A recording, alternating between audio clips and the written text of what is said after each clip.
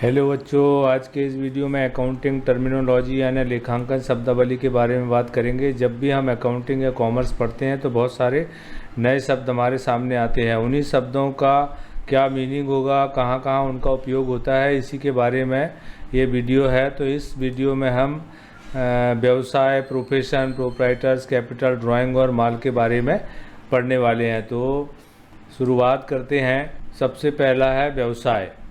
व्यवसाय किसे कहते हैं? व्यापार की वह गतिविधि या जिनमें सेवाओं या अन्य मूल्यवान वस्तुओं के उत्पादन करना, खरीदना और बिक्री के माध्यम से लाभ कमाना जिसका उद्देश्य हो, व्यापार कहलाता है। मतलब सीधी सी बात है, जब भी हम कोई वस्तु खरीदते हैं और या उत्पादन करते हैं और उसको लाभ कमाने के उद्देश्य से बेचते हैं तो वो व्यापार कहलाता है।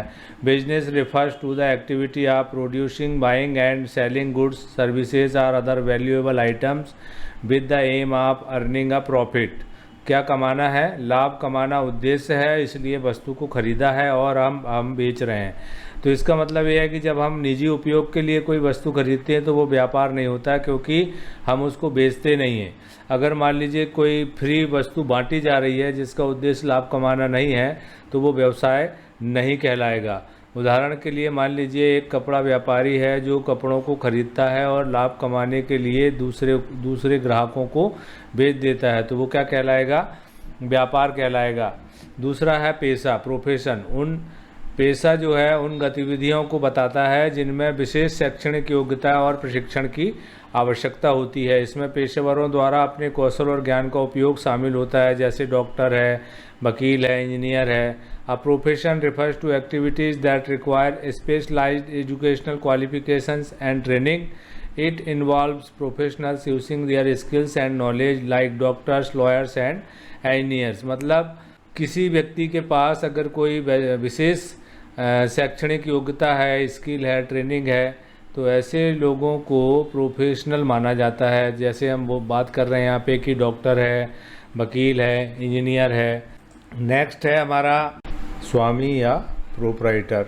स्वामी वह व्यक्ति होता है जो व्यवसाय का मालिक होता है और व्यापार उसके नियंत्रण में होता है और व्यवसाय के लाभ और हानि दोनों के लिए जिम्मेदार होता है। मतलब व्यापार का जो मालिक होता है वो व्यापार को प्रारंभ करने के लिए पैसा लगाता है, उसका संचालन करता है, उसका नियंत्रण करता है और जो लाभ हानि हो रहे हैं उसके लिए वो जिम्मेदार होता है। अगर लाभ होता है तो उसी का होता है और अगर हानि होती है तो वो हानि भी वही अकेला वहन करता है। A proprietor is an individual who owns a business and has control over it. They are responsible for both the profits and losses of the business. Next है कैपिटल। कैपिटल किसे कहते हैं? यानी पूंजी। पूंजी वह धनराशि जिसे व्यवसाय शुरू करने और संचालन के लिए स्वामी द्वारा निवेश किया जाता है। यानी capital is the amount of money invested by the owner to start and run a business. कोई भी व्यक्ति जब व्यापार प्रारंभ करने के लिए जो पैसा लगाता है, जो मनी इन्वेस्ट करता है, उसी पैसे को, उसी मनी को कैपिटल कहा जाता है, पूंजी कहा जाता है। अगर मान लीजिए कोई व्यक्ति है जो 5 लाख रुपए से व्यापार प्रारंभ कर रहा है तो जो 5 लाख रुपए है वो कैपिटल कहलाएगा। यहाँ पर आप कैपिटल के बारे में देखेंगे कि संपत्तियाँ माइनस दायित्व बराबर पूंजी। एक इक्वेशन हमें दिया है, सूत्र, यानी assets minus liabilities is equal to capital. अगर हमें कैपिटल नहीं पता है लेकिन एसेट्स और लाइबिलिटीज़ के बारे में जानकारी है तो हम कैपिटल जो है वो निकाल सकते हैं। नेक्स्ट जो है कैपिटल, जो 3 प्रकार की होती है, स्थायी पूंजी या अचल पूंजी जिसको फिक्स्ड कैपिटल बोलते हैं। सेकंड नंबर अस्थायी पूंजी, फ्लोटिंग कैपिटल, और नंबर 3 पे कार्यशील पूंजी यानी वर्किंग कैपिटल। इन तीनों के बारे में भी जानना जरूरी है।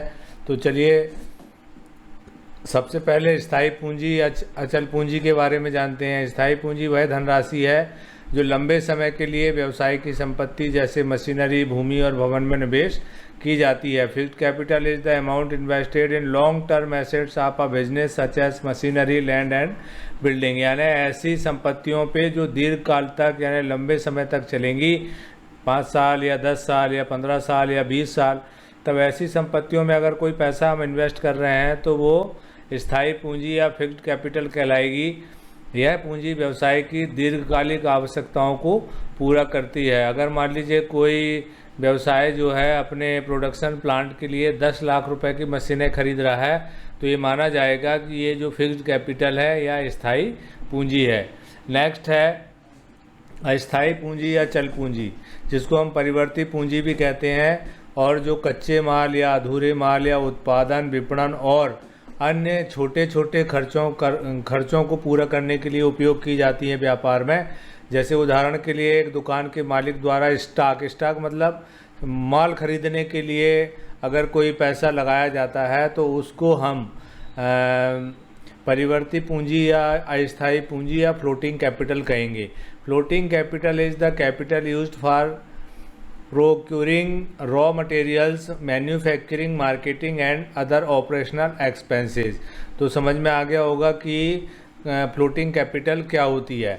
इसके बाद में कार्यशील पूंजी को वर्किंग कैपिटल बोलते हैं। कार्यशील पूंजी वह पूंजी है जो दैनिक संचालन को पूरा करने के लिए आवश्यक होती है, मतलब दिन प्रतिदिन के खर्चों को पूरा करने के लिए। व्यवसाय में रोज़ प्रतिदिन कुछ न कुछ खर्चे या एक्सपेंसेस करने होते हैं, तो उन एक्सपेंसेस को खर्च करने के लिए जो भी पैसा उपयोग में लाया जाता है वह वर्किंग कैपिटल कहलाता है। वर्किंग कैपिटल निकालने के लिए देखेंगे कि कार्यशील पूंजी बराबर होता है चालू संपत्तियां माइनस चालू दायित्व। Working capital is equal to current assets minus current liabilities. तो working capital is the capital needed to carry out day to day operations. It is the difference between current assets and current liabilities. यहाँ पर दिया है कि जो भी नगद है या खातों में प्राप्तियाँ हो रही है, कुछ माल नगद बेच रहे हैं और माल जो कार्यशील पूंजी के हिस्से से इसको